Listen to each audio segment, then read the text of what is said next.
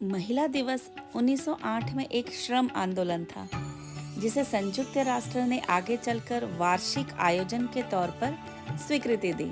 इसे वैश्विक तौर पर मनाए जाने का विचार क्लारा जेटकिन के दिमाग में आया था। पहली बार थीम के साथ अंतर्राष्ट्रीय महिला दिवस 1996 में मनाया गया। भारतीय संस्कृति ने महिलाओं को पूजनीय अवश्य माना है, परंतु आज भी इनकी स्थिति बहुत अच्छी नहीं। लेकिन पुरुष प्रभाव वाले समाज में कई महिलाओं ने अपना अमिट प्रभाव छोड़ा और अंतर्राष्ट्रीय पहचान बनाई। सर्वप्रथम भारत कोकिला सरोजिनी नायडू का नाम, जिनके जन्मदिन 13 फरवरी को राष्ट्रीय महिला दिवस मनाते हैं। बचपन से कुशाग्र बुद्धि सरोजिनी नायडू ने 12 साल की उम्र से कविताएं लिखनी शुरू की थी। इंग्लैंड में अध्ययन के साथ ही स्वतंत्रता आंदोलन से जुड़ गई। देश की आजादी और महिलाओं के अधिकार के लिए संघर्ष किया। इनकी नेतृत्व क्षमता ने इन्हें कांग्रेस अध्यक्षा बनाया। आजादी के बाद सरोजिनी नायडू ने पहली महिला राज्यपाल के रूप में उत्तर प्रदेश का प्रभार संभाला। देश की पहली महिला शिक्षिका सावित्रीबाई की शादी 9 वर्ष में ही कर दी गई थी। तब वो निरक्षर थी, पर पति ज्योतिबा फुले की मदद से उन्होंने पढ़ाई पूरी की, लड़कियों के लिए पहला स्कूल शुरू किया और पहली महिला प्रिंसिपल भी बनी। जब स्कूल जाने वाले लड़कियों को पत्थर मारा जाता था, तमाम विरोध के बावजूद स्त्री शिक्षा और महिलाओं के उत्थान के लिए उन्होंने निरंतर कार्य किया।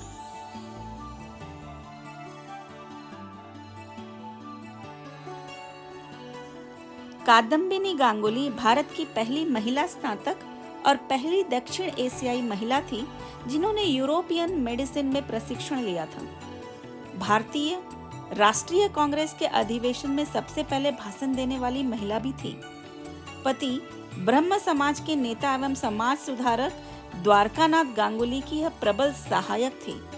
तत्कालीन रूढ़िवादी समाज में उनके अभियान का भारी विरोध हुआ, फिर भी वो दृढ़ रही। एक बंगाली पत्रिका के संपादक को जेल की सजा भी हुई उनके मानहानि के आरोप में।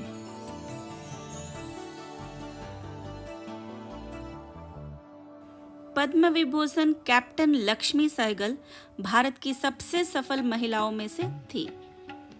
यह डॉक्टर के रूप में सिंगापुर गई, जहां आजाद हिंद फौज में शामिल हो गई। यह पहली एशियाई महिला कर्नल थी।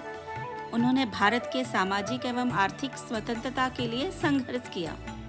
भोपाल गैस त्रासदी के पीड़ितों को चिकित्सा सुविधाएं दिलाने और 84 के सिख विरोधी दंगों में शांति बहाल करने के लिए भी काम किया। 2002 में वामपंथी पार्टियों द्वारा राष्ट्रपति पद की उम्मीदवार थी। इनका पार्थिव शरीर कानपुर मेडिकल कॉलेज को रिसर्च के लिए दान दिया गया था। देविका रानी को भारतीय सिनेमा की प्रथम महिला कहा जाता है। भारतीय सिनेमा को विश्व पटल पर ले जाने वालों में इनका नाम है। ग्रेटा गार्बो जैसी शैली के कारण इन्हें इंडियन गार्बो कहा गया।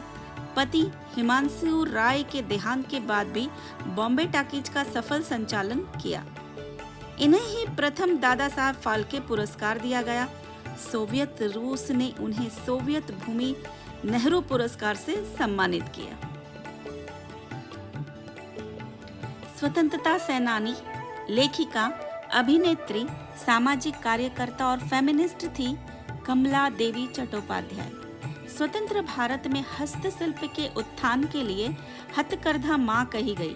थिएटर के पुनर्जागरण के पीछे प्रेरणा शक्ति रही। नेशनल स्कूल ऑफ ड्रामा, संगीत, नाटक अकादमी की स्थापना में इनका योगदान रहा। इस बाल विधवा ने हिरेंद्र नाथ चट्टोपाध्याय से शादी की। चुनाव लड़ने वाली यह भारत की पहली महिला थी।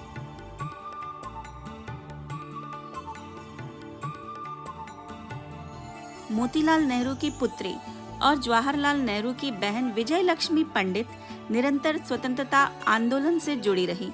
वो पहली महिला कैबिनेट मंत्री थी। वह भारतीय संविधान सभा की सदस्य रही। संयुक्त राष्ट्र महासभा की पहली महिला अध्यक्ष बनी। राजदूत और राज्यपाल जैसे महत्वपूर्ण पदों पर रही विजय लक्ष्मी पंडित अपनी ही भतीजी इंदिरा गांधी के इमरजेंसी के विरुद्ध जनता पार्टी में शामिल रही। एक अल्बेनियाई परिवार में जन्मी Mother Teresa Roman Catholic nun थी, जिन्होंने 1948 में भारतीय नागरिकता ली। कोलकाता में मिशनरीज ऑफ चैरिटी द्वारा 45 सालों तक गरीब, बीमार, अनाथ और मरणासन्न लोगों की मदद की। इन्हें नोबेल शांति पुरस्कार और भारत का सर्वोच्च नागरिक सम्मान भारत रत्न प्रदान किया गया। मदर टेरेसा की मृत्यु के बाद इन्हें सेंट टेरेसा ऑफ कोलकाता घोषित किया गया। भारत रत्न स्वर कोकिला लता मंगेशकर, जो रॉयल अल्बर्ट हॉल में परफॉर्मेंस देने वाली पहली भारतीय गायिका थी, उन्हें भी अपना स्थान बनाने के लिए कठिन परिश्रम करना पड़ा। पिता के अचानक निधन से परिवार की जिम्मेदारी भी उठाई।